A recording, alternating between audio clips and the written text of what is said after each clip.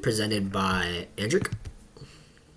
Here we have our social contract. You can see all of our contacts. You can see rules that we made. You can see that says down here in the bottom is social contract is broken. Points will be deducted. Here's our defined problem. Basically, we will be taking the VexBot design and we'll basically just be making it better. We'll be improving it somehow. Whether we're trying to improve the tolerance by adjusting the interchangeable parts of the design. And we'll be 3D designing it. Requirements, you can read them off. Here are the goals that we have for this project. And now we get into the planning phase. So here's the design brief. Client, Santa Claus Workshop. Target consumer, visitors of Santa Claus Workshop. And designers are the group members. Problem statement, again, we're redesigning the VexBots. Design statement, we have to fix and diagnose issues by creating a part in CAD, which is like Onshape. Criteria, you can read that. And constraints, deadline, and parts must be functional.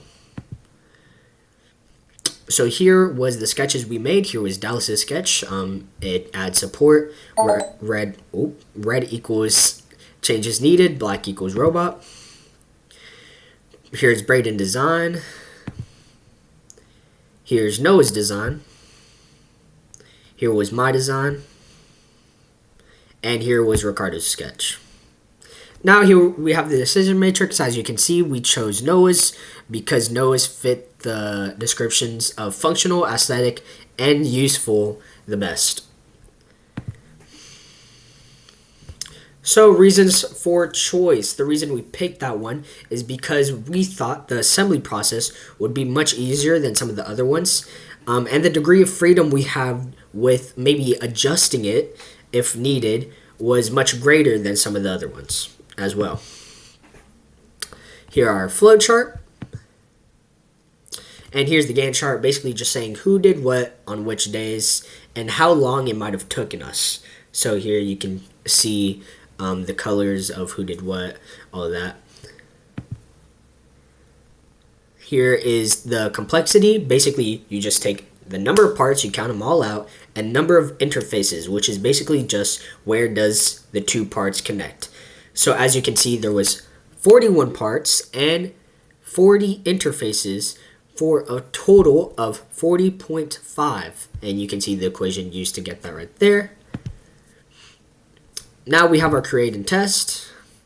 Here are all the parts. We basically just reverse engineered, took down the entire robot in the last project, and just kind of looked at all the parts that were there.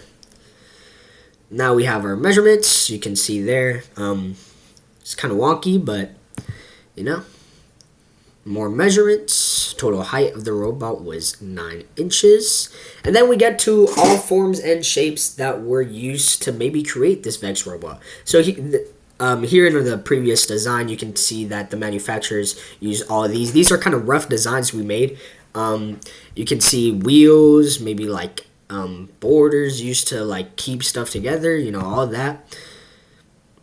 You have like your battery pack, you have your motors, your camera, all that. And then you have your multi-view sketch. You have your 3D part design. So this is what we redesigned, and basically what it is with the camera stand, we thought this was too flimsy and it didn't hold the battery pack good enough. So we basically just added a little lift to it, kind of. And then here you can see the simplification we took. It used to be, instead of one big block, it was like a bunch of different little parts that kind of made it unstable, and so we redesigned that. There again, final design.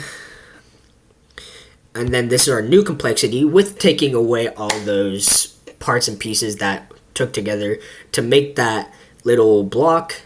We turned it into a little block, turning it into 38 parts and only 34 interfaces for a total of 35.94. Here we have evaluations. these were my evaluations, and if I close that out, there you can see I evaluated Matthew, giving evaluations, yeah, and then that's a thank you. And then obviously you'll see my QR code when I put in.